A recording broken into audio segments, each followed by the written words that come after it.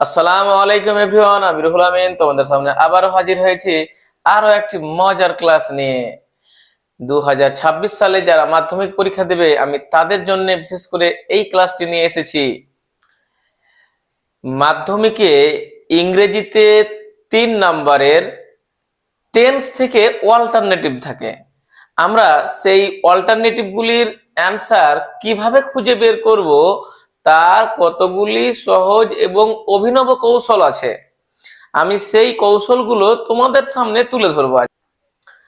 দেখো তাহলে এখানে আমি কতগুলা ওয়ার্ড লিখেছি।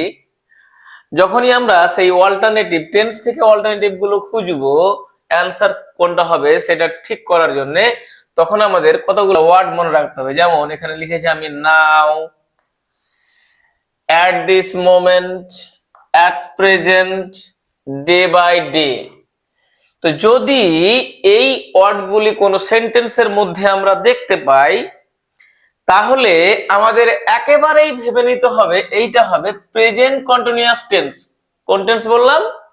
Present continuous tense. তার মানে অপশনের মধ্যে, এই অপশনগুলির মধ্যে যে অ্যান্সারটা হবে সেটা এম, ইজ, আর এবং ভার্বের 1 নম্বরের সঙ্গে আইএনজি।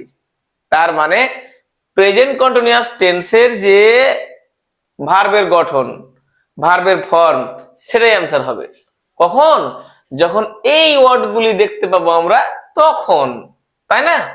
দেখো তাহলে এটা পড়ে দেখি তাহলে। প্রথমটা, the students dash is playing, are playing, play নাও। তাহলে আমরা এখানে পেয়ে গেছি নাও এই ওয়ার্ডটা।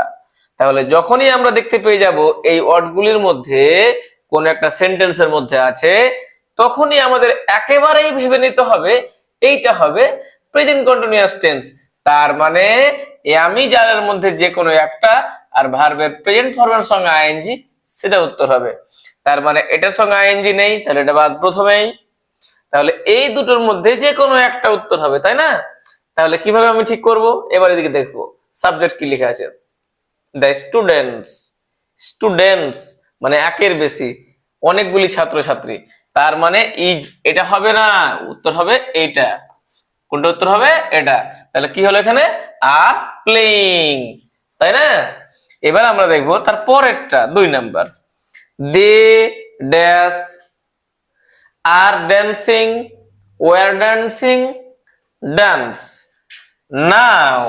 আবার আমরা নাও দেখতে পেয়েছি, তাহলেও এটা উত্তর হবে না, কারণ এর সঙ্গে আইএনজি যুক্ত নেই। হয় আর ড্যান্সিং না হলে ওয়ার ড্যান্সিং হবে। আমি এখানে অপশনে কি দেখেছি? এম, ইজ, আর, এই তিনটার মধ্যে যে কোনো একটা হবে। এখানে তো দেখছি ওয়ার, তার মানে এটা হবে না, এটা বাদ। তাহলে কি হবে? Are dancing. তাহলে এটা উত্তর হবে আর ড্যান্সিং, তাই না? এবার আমরা 3 নম্বরটা দেখে নেব।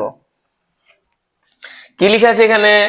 The weather dash is getting, আর গেটিং, ওয়ার getting colder day by day.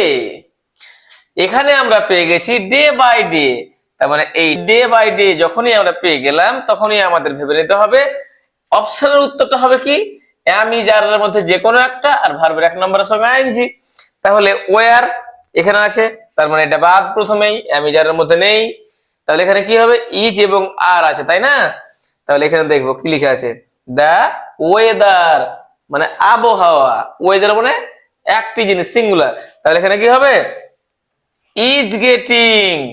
তার মানে আজ আমরা বুঝতে পারলাম যখনই কোনো সেন্টেন্সের মধ্যে আমরা দেখতে পাবো এই ওয়ার্ডগুলি আছে, তখনই আমাদের একেবারেই ভেবে নিতে হবে এটা হবে প্রেজেন্ট কন্টিনিউয়াস টেন্স। তার মানে অপশনের মধ্যে যে উত্তরগুলো দেওয়া থাকবে তার মধ্যে আমরা ভেবে ধরে নেব কি হবে? এম, ইজ, আর, তারপরে ভার্বের 1 নম্বরের সঙ্গে আইএনজি, এই অ্যান্সারটা আমরা ধরে নেব, তাই না? আমি এর আগে আরো কয়েকটা এই টেন্স নিয়ে আলোচনা করেছিলাম মাধ্যমিকে, কিভাবে তোমরা সেইগুলো সমাধান করবে। আর তোমরা যারা এখনো আমার এই চ্যানেলটি সাবস্ক্রাইব করোনি, তোমরা আমার এই চ্যানেলটি সাবস্ক্রাইব করে দাও আর বেশি বেশি করে তোমার সব বন্ধুকে জানিয়ে দাও।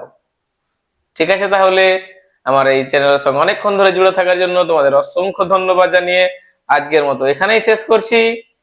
বাই।